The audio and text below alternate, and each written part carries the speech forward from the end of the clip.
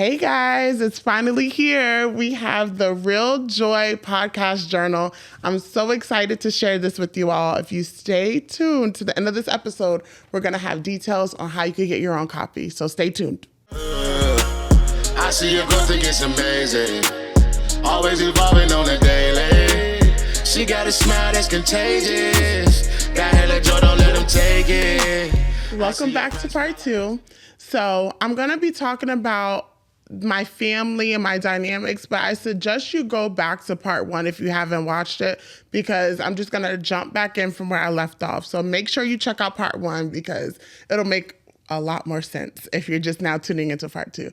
So take this moment, pause, go back to part 1, and then come back and see me here. But for all of y'all who watched part 1, let's get right into it. So like I was saying with my family, during my grieving process, you're talking about someone who grew up around my family, right? Like I said, my mom cooked Sunday dinners all the time. Like I was raised in this dynamic of just like family matters and the support system. And I saw my mom do for others. But now that I think about it, I saw my mom do for others. My mom was always the person who was doing for everyone around her. And in my head, I thought that was family, but it was my mom upholding this dynamic. It wasn't everyone else pouring into it. I really feel like my mom saw the importance of family and the value of it and tried to give that to me, but I feel like she was the one that was doing all the work. It wasn't an equal balance. I really do feel like she was the one that was always showing up, taking care of everyone, making sure everyone was good on her part. So now that I am in this moment in life and I see what family really is, I also felt as if it continued to fuel that anger for me. Like, it was just like, let's go back. Lost my mom. Her husband sucks.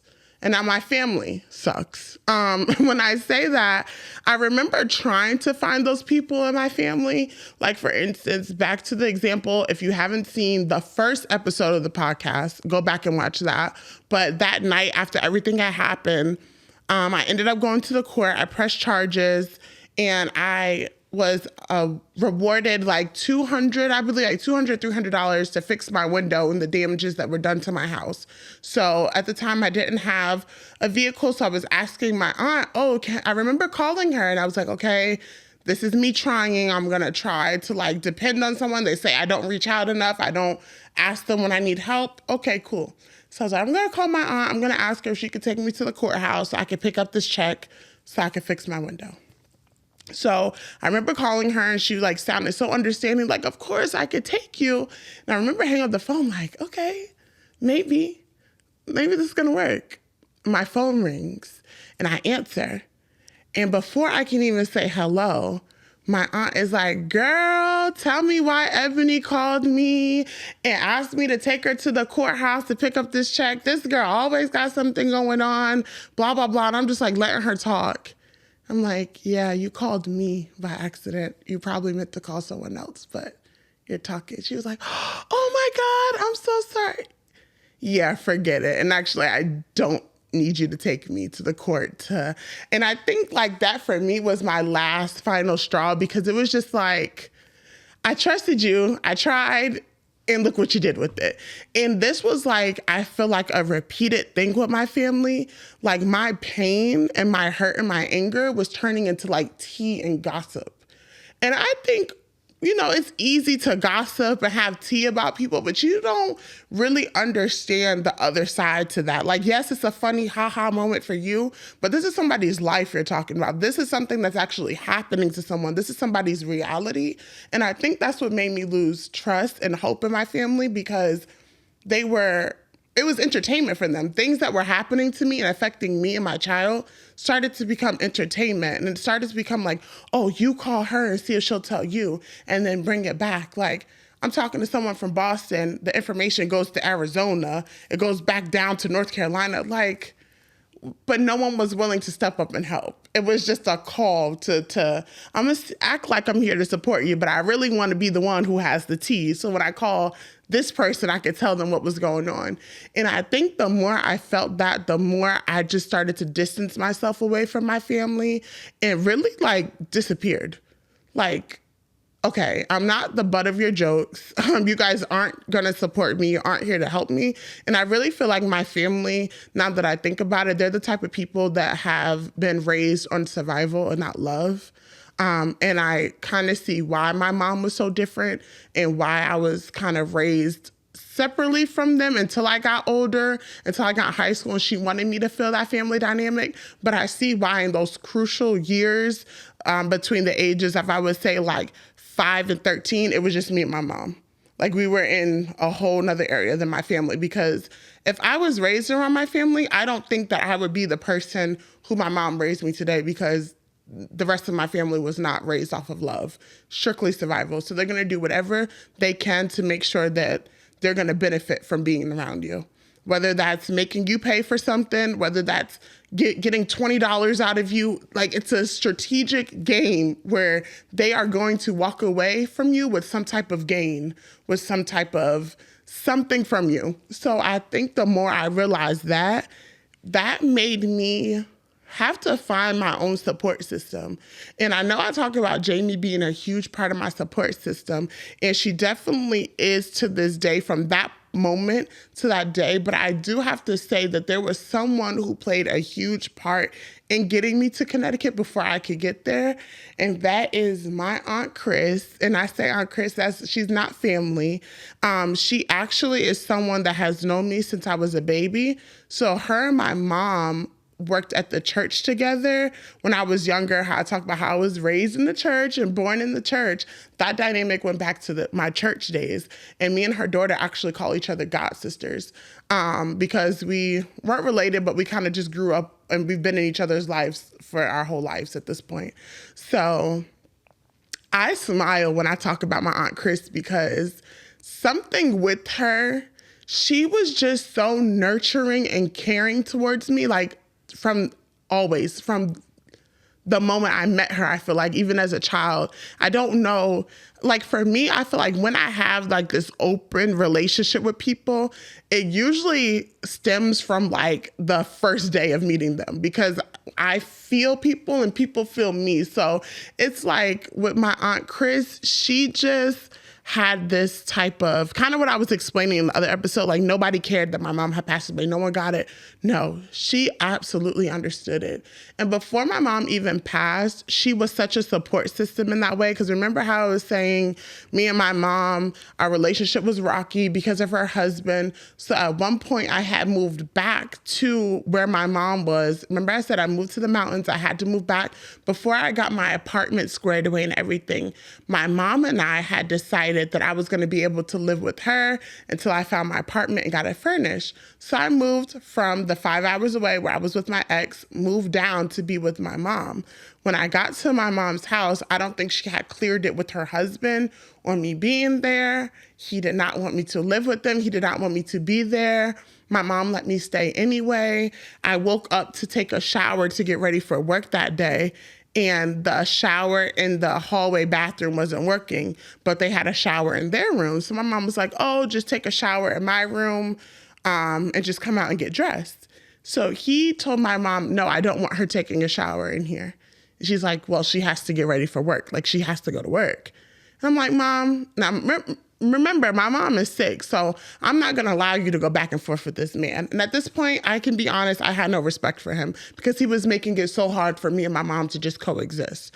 So I remember like kind of being like, Mom, don't say anything to this man. Like, this is ridiculous. I'm going to take a shower and I'm going to go to work. He doesn't have to worry about me for the rest of the day. So I went in the bathroom, took a shower. Do y'all know by the time I got out of the shower, he had called the police on me, and the police was standing in her kitchen, and I'm in a towel trying to get ready to go to work. I had to drive an hour and 20 minutes to go to work. And the police is standing there, and I'm like, you gonna arrest me for taking a shower? Like, what are we talking about? And she was like, I heard that you were disturbing. And It's like, what am I disturbing? I said, I actually don't have time to talk to you because I'm going to be late for work. I went in the room, got dressed. I said, officer, do you need anything from me? Are you arresting me for anything? No. So I'm actually going to leave and go to work. And imagine having to go to work and explain to your boss why you're a little bit late because your mom's husband called the police on you for taking a shower in your mom's house. Yeah. So when I say things like that, I wasn't able to stay at my mom's house because of the fact that it became to a point where I had to respect where my mom was. And though I didn't agree with it, she was sick, and me and her husband constantly butting heads and going at it wasn't conducive to her getting better.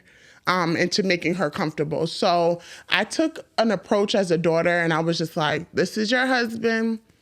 I had to take a step back. I had to literally, that's why this episode is called Gone Girl. When I say I disappeared, I was like, because at the same time, I have to protect my peace and I have to protect myself in this as well. And you can't choose me over your husband, so I have to choose myself. So I say all that to say, this is when me and Aunt Chris's relationship really, it was just so amazing to see someone really understand where you are, not judge you for being there, and really, she was just so nurturing. Like, there were times where, so I say all to say, she ended up letting me stay with her until my apartment was ready. So I would say maybe like a week and a half, I stayed with her. And she was just like, every morning before I left to go to work in the morning, she would leave me like these little cute notes in my lunch bag. She would like pack lunch for me and leave these little notes and was like, you are, I don't think it said like, it's just like, you are going to get through this, or like some type of inspirational note she would just always write on a piece of paper. And just thinking about like things like that was just her being her. Like, she was just this person for everyone. It had nothing to do with me. Like, this was just who she showed up in the world as. And I think that just goes back to just being you, and just like, you never know how being you is going to affect others around you. And I don't know if she ever, I know, like, I always tell her thank you. And when I visit North Carolina, I used to like surprise her with flowers and like all these things. But she was she helped me not crash out, I would say. Like, because everything around me was like, crash out, Ebony, crash out, Ebony. Like, just crash out. Like, you have every reason right now to crash out. But her just having that nurturing side, what I needed. Like, I don't know if you guys remember, I said in that episode where I ran out the house and fought my ex, I was like, probably if somebody would have just came to me and gave me some type of love or some type of like, I understand what you're going through right now, I probably wouldn't have crashed out on my ex. But I think that that's just such a reaction to like, I'm angry, I'm frustrated, I'm being misunderstood, so now I'm gonna act out, and this is what that looks like. So before I even left Connecticut, my time in North Carolina, I feel like my Aunt Chris like helped me make the best of it. She like did my hair before I left to go to Connecticut. Like, I just remember us, like, I would be in my house and she would, so this is even before, sorry y'all, I'm kind of skipping around. So yes, I did stay with her before my apartment got ready. Then remember, I moved into the apartment. The apartment was ruined because my ex came and did all the things or whatever. So then I ended up going back to stay with her because I didn't feel comfortable in being there until my window got repaired. Then I went back home. But in the process, before I left to move to Connecticut, I would go to her house a lot, or she would just come pop in on me and check on me, because I would just kind of sit at home and be alone and like in the dark. Like I said, I was drinking a lot. I was always intoxicated somehow. I was losing weight. Like, everyone around could see. Like, if you knew me, you could kind of see I lost weight really quickly. And she just never judged me for that. It's almost like she was just like, would come over and be like, hey, come take this ride with me. Like, she would make up something for me to do. Hey, I need you to help me with this. Hey, come ride with me here. And like I said, it's just those little things that you're doing that you don't know how it affects someone. So I hope she sees this. And I just want to say thank you so much for being who you are. Just being that person. I know that you didn't even understand in that moment what you were doing for me, but I am here today probably because of you. If I didn't have you there, I don't know if I would have even been able to be here or continue and being myself or just find that, light in a dark place. And you were definitely that light in the dark place. So I just want to say thank you. But in speaking of healing and all these things, kind of like the person that she was to me, I found this journal, and everything that I'm saying about my Aunt Chris is exactly who my mom was to other people. And I always knew that, but it's so crazy because my daughter was cleaning her room the other day, and she's like, Mom, I found this journal and people are talking about Nana in the journal. And I'm like, what?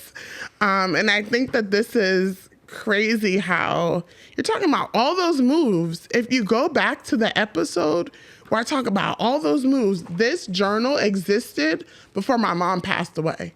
So you're talking about this journal back from when I was in college. I don't even know why. You're talking about me moving from North Carolina to Rhode Island to DC to Indiana and I still have this journal. So when I found it, first of all, I had goosebumps because I'm just like, ugh. And it's so weird because Jamie asked me the other day, do you have moments where like you feel like your mom is giving you a message or your mom is like coming to you to talk to you? And I was like, no, not really. And then when Kalani brought me this journal, it was like 2 days after Jamie had said that. And I was just like, okay. And I was in the process of making my own journal at the time too. So like the power of journaling and just like the fact that I still have this, the fact that words last a lifetime, the fact that I'm able to go back and just like have a physical representation of what my mom has been to other people. I want to read a couple of things to y'all, just a couple of statements that people were saying about my mom, just so I think when y'all hear this, y'all will understand why I'm here, why my passion is what it is, because this is who my mom was. And this is what growing up, I just, you know how some people say you can talk about being this person, but no, I like watched my mom be the person that she talked about being. She didn't just walk the walk. She didn't just talk the talk. She walked the walk. And I just want to read a couple of these to y'all. So someone said, you are truly a role model for older women and special and beautiful young ladies. Tonight when I get home, I'm going to tell my mom your story so that she can go back to school and she will achieve whatever she wants to accomplish, just like you did. You make me proud, Mama. Keep doing your thing and inspiring young youth. I love you so much. And then someone said, to a wonderful, beautiful sister, may God continue to look over you as you take a new journey in life. Here's a dime for every time that someone needed you to help out and you was there. Once again, I send you blessings in a new part of your life. Nice knowing you for the years that I did. But these are just like so many like, I'm going to miss all the love and support you've provided me with whenever I needed, or if you just wanted to share it with me. That's one. I'm always going to miss you because you seem like a spirit who was sent from heaven to keep others around you happy and smiling. So when I talk about my mom and just like who she was to me, I think that is so much more powerful when I read who she was to others too, because that is what fuels me when you talk about legacy, when you talk about how you want to be remembered and things like that. Like, I can say it, everyone can say it, but this is a pure example of the legacy that she left. And I feel like you can give people money, you can give people things, but how you make people feel, they're never going to forget that. And they're never going to forget who you were to them in times when, you don't even know what people are going through. Sometimes people don't share it with you, but you just showing up and being yourself, and just no matter what, not for any gain, for personal gain, just continuing to be intentional in the world, it matters. It does matter who we are. So I just am excited to find this, because journals matter, and your healing process. Like, this helped me in my healing process, finding something that's so tangible that I'm able to always have. Like, I'm never going to lose this. The fact that I even have this speaks volumes, that I even have this. I think this journal is 10 years old. So as old as my daughter. So I definitely am happy that you all have joined me on this another episode. I know this one was tough, but like I said, I'm creating a space of vulnerability, of realness, and I have to show up like that for you guys. So just thank you so much for being here, and I'll see you on the next episode. Thank you so much for tuning in to the Real Joy Podcast. I hope today's conversation brought you closer to finding your own joy and left you feeling inspired. Don't forget to subscribe so you never miss an episode. If you like what you heard, share it with your circle. It might be just the thing they need. Let's keep growing, glowing, and finding joy together. Until next time, take care of yourself and remember to keep it relaxed, relatable, and real. See you soon. I can see you making moves. The chosen one, we steady choosing you. She dope as hell, plus she a Libra too.